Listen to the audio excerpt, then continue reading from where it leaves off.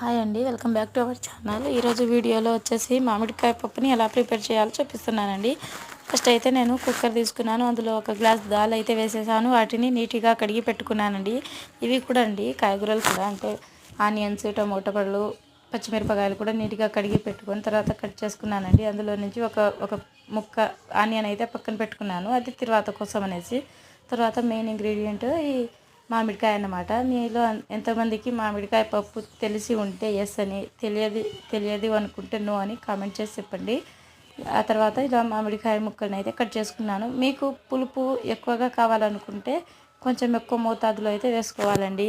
లేదండి మేము తక్కువనే తింటాము, అంత పులుపు ఎవరు తింటారనుకుంటే కొంచెం